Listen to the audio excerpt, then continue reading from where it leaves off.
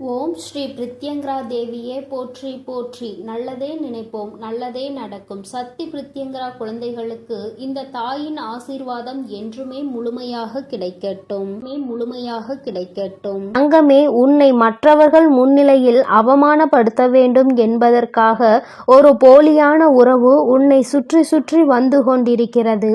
அந்த உறவிடம் இருந்து நீ எப்படி தப்பித்து கொள்ள வேண்டும் என்றும் அவர்கள் யார் என்றும் உனக்கு அடையாளம் காட்டுவதற்காக உன் அம்மா இன்று வந்திருக்கிறேன். என் தங்கமே, உன்னை சுற்றி இருக்கின்ற உறவுகள் எல்லாமே போலி என்று அம்மா ஒரு நாளும் சொல்லவில்லை. என் தங்கமே, அவர்களுக்கு இடையே பல உண்மையான உறவுகளும் ஒரு சில போலியான உறவுகளும் இருப்பது உண்மைதானே. அது இல்லை என்று உன்னால் எப்பொழுதும் மறுக்க முடியாது. உனக்கு தெரிந்திருந்தாலும் என் பிள்ளையே, நாம் என்ன செய்ய முடியும்? உறவுகள் வாழ்க்கையில் முக்கியம் அல்லவா? போலி என்று தெரிந்து ஒதுங்கிவிட்டால் நமக்கென்று உறவுகள் யாரும் இருக்க மாட்டார்களே என்றுதான் என் குழந்தை நீ நினைக்கின்றாய். என் தங்கமே, நீ நினைப்பது ஒரு வகையில் சரியாக இருந்தாலும் அவர்களை விட்டு ஒதுங்க முடியாத சூழ்நிலை உனக்கு இருந்தாலும் நீ ஒன்றை நிச்சயமாக செய்யலாம். அவர்களிடம் இருந்து தப்பிப்பதற்கான வழியினை நீ தேடலாம். எந்த சூழ்நிலையில் அவர்கள் எப்படி நடந்து கொள்வார்கள் என்பதை புரிந்து கொண்டு அவர்கள் உன் வாழ்க்கையில் கஷ்டங்களை ஏற்படுத்தி கொடுக்காதவாறு நிச்சயமாக என் குழந்தை உன்னால் நடந்து கொள்ள முடியும். அதற்கான சூழ்நிலைகளை நீதான் உருவாக்க வேண்டும். அந்த சூழ்நிலையை நீ எந்த அளவிற்கு சரியான நேரத்தில் உருவாக்கி கொள்கின்றாயோ அந்த அளவிற்கு நீ அவர்களிடம் இருந்து தப்பித்து கொள்வாய் என்றுதான் அம்மா உனக்கு சொல்ல வந்திருக்கிறேன். என் தங்கமே, சிலரது நடவடிக்கை சில நாட்களாகவே உன்னிடத்தில் கொஞ்சம் வித்தியாசமாக தோன்றுகிறது. அதை நீ சற்று கவனித்திருந்தால் இன்று அம்மா சொல்லும் பொழுது நீ இந்த விஷயத்தை சரியாக புரிந்து கொண்டிருப்பாய். உன் தாயானவள் யாரை பற்றி சொல்கிறேன் என்று குடும்பத்தில் நடக்க இருக்கின்ற சில நல்ல விஷயங்களை நீ கலந்து கொள்ள நினைக்கின்ற நேரத்தில் அவர்கள் உன்னை மற்றவர்கள் முன்னிலையில் அவமானப்படுத்த துடித்து கொண்டிருக்கிறார்கள். உன்னுடைய சூழ்நிலையை அவர்கள் இப்பொழுது ஆயுதமாக கையில் எடுத்திருக்கிறார்கள். என் தங்கமே, அம்மா ஒவ்வொரு முறையும் உன்னிடத்தில் சொல்கின்ற ஒரு முக்கியமான விஷயம், உனக்கு கஷ்டம் இருக்கிறது என்றால் யாரிடத்திலும் நான் கஷ்டப்படுகிறேன், என்னுடைய சூழ்நிலை இப்படி இருக்கிறது என்று சொல்லாதே என்று. அதற்கு காரணம், நீ அப்படி சொல்லும் பொழுது அவர்கள் உனக்கு உன்னுடைய வாழ்க்கைக்கோ எந்த விதமான கஷ்டங்கள் வந்தாலும் அதை நீ தாங்கிக்கொள், உனக்கு நல்ல சூழ்நிலை வரும் என்று நல்ல வார்த்தைகளை சொல்வார்கள் என்று நீ நினைக்கின்றாய். அது நிச்சயமாக கிடையாது. மாறாக அது உனக்கு தேவைதான் என்று அவர்கள் மனதிற்குள் நினைத்து கொள்வார்கள். இது போன்ற எண்ணங்களை கொண்ட மனிதர்கள் உனக்கு வாழ்க்கையில் தேவைதானா என்று ஒருமுறை சிந்தித்து பார் நீயே. இவர்கள் என்ன நினைத்தாலும் பரவாயில்லை என்று உன்னுடைய கஷ்டங்களை எல்லாம் பகிர்ந்து கொள்கின்றாய். உன்னுடைய வீட்டில் நடக்கின்ற அத்தனை சண்டை சச்சரவுகளையும் எல்லா விஷயங்களையும் சொல்லி விடுகிறாய். சில நேரங்களில் நீ சொல்ல வேண்டாம் என்று நினைத்தாலும் கூட நீ உன்னுடைய மனதில் வெளிப்படையாக எல்லா விஷயங்களையும் தெரிவித்து விடுகிறாய். இதனுடைய முடிவு என்னவாக இருக்கின்றது தெரியுமா? இப்பொழுது மற்றவர்கள் மத்தியில் உன்னை அவமானப்படுத்த அவர்கள் துடித்து கொண்டிருக்கிறார்கள். இந்த விஷயம்தான் இப்பொழுது நடந்திருக்கிறது. என் தங்கமே, நீ உன்னுடைய சூழ்நிலையை சொல்லாமல் இருந்திருந்தால் எத்தனை கஷ்டங்கள் இருந்தாலும் அவர்கள் முன்னிலையில் சந்தோஷமாக நடந்து கொண்டிருந்தால் அவர்கள் உன்னை இது போன்று நடத்தி இருக்க வாய்ப்புகள் சற்று குறைவுதான். உன்னுடைய நிலைமையை என்னவென்று வெளிப்படையாக தெரிந்துவிட்ட பிறகு உன் மீது வைத்திருக்கின்ற மரியாதையை அவர்கள் குறைத்து கொண்டார்கள். ஏனென்றால் இங்கிருக்கின்ற மனிதர்கள் எல்லாம் ஒருவரை பணத்தை வைத்துதானே எடை போடுகிறார்கள். பணம் இருந்தால் நல்லவர்கள், பணம் இல்லை என்றால் அவர்களை கெட்டவர்கள் ஆக்கி விடுகிறார்கள். இவர்கள் எல்லாம் ஏற்கனவே மனதிற்குள் சில விஷயங்களை பதிய வைத்து விடுகின்றார்கள், யாரை எப்படி நடத்த வேண்டும் என்று. நீ நல்லதே செய்தாலும் உன்னை தவறாக எண்ணிக்கொள்வார்கள். ஆனால் பணம் வைத்திருப்பவர்கள் தவறே செய்தாலும் அவர்களை நல்லவர்கள் போல சித்தரிப்பதுதான் இவர்களுக்கு முக்கியமான வேலையாக இருந்து கொண்டிருக்கிறது. என் தங்கமே, இவர்களை ஒரு நாளும் திருத்த முடியாது. ஏனென்றால் அவர்கள் அங்கே பாவ மூட்டையை தூக்கி சுமக்க தயாராகி கொண்டிருக்கிறார்கள். ஆனால் என் குழந்தை உன்னுடைய மனநிலையை மாற்றி உன்னால் பாதுகாத்து கொள்ள நிச்சயமாக முடியும். அதற்காக தான் அம்மா உன்னிடத்தில் இந்த விஷயத்தை சொல்லிக் கொண்டிருக்கிறேன். என் தங்கமே, சில விஷயங்கள் உனக்கு நிச்சயமாக மன கஷ்டத்தை இவர்களால் கொடுத்திருக்கின்றது.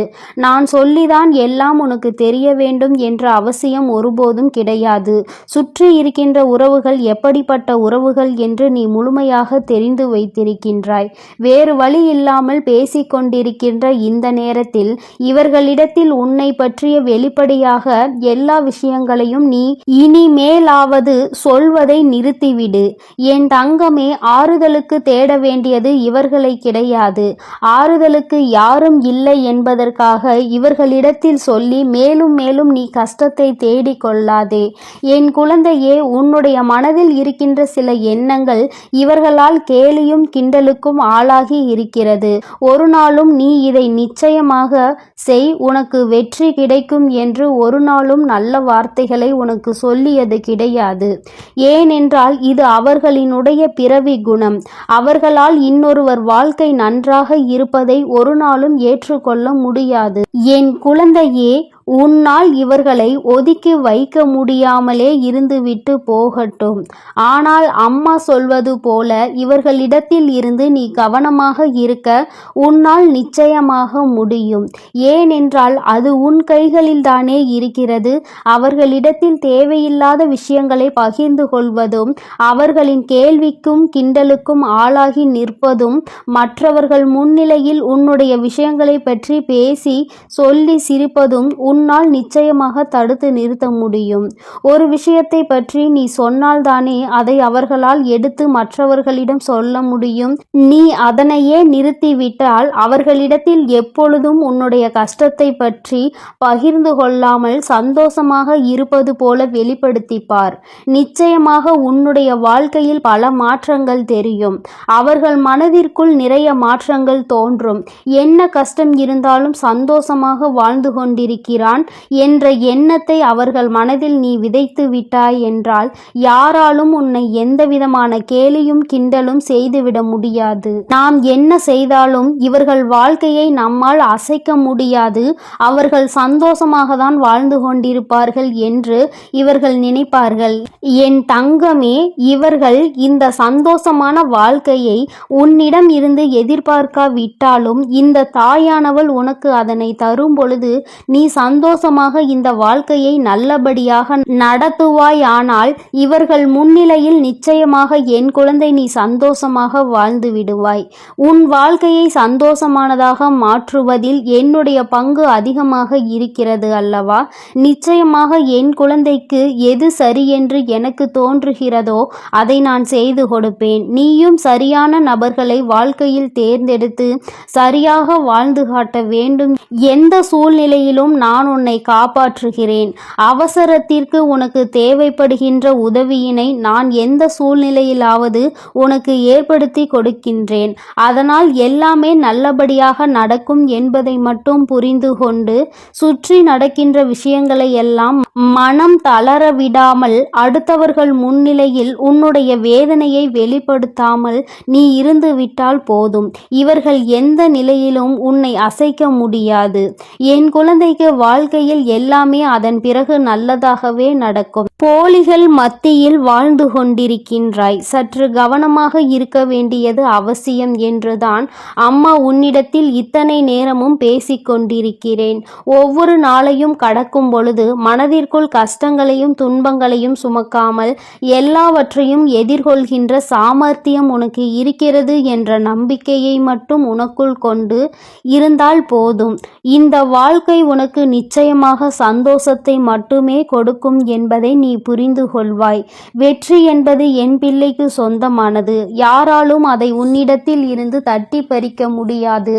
ஆனால் நீயே அந்த சூழ்நிலையை உருவாக்கி கொடுத்து விடாதே என்றுதான் அம்மா உனக்கு உன்னிடத்தில் மீண்டும் மீண்டும் எச்சரிக்கை செய்து கொண்டிருக்கிறேன். இந்த முறை என் வாக்கை நீ கேட்டு இதன்படி நடந்து கொண்டால் இனி உன் வாழ்க்கை என்றுமே உனக்கு இன்பமாக மட்டுமே இருக்கும். என் செல்ல குழந்தையே, இந்த வராகி அம்மாவினுடைய ஆசீர்வாதங்களோடு நீ எப்பொழுதும் சந்தோஷமாக மட்டுமே இருப்பாய் என்பதை மனதில் கொண்டு நீ நிம்மதியாக வாழப்பார். ஓம் ஸ்ரீ என் அன்பு குழந்தைக்கு இந்த சக்தி பிரித்யங்கராவின் அன்பும் ஆசீர்வாதமும் முழுவதுமாக கிடைக்கும்.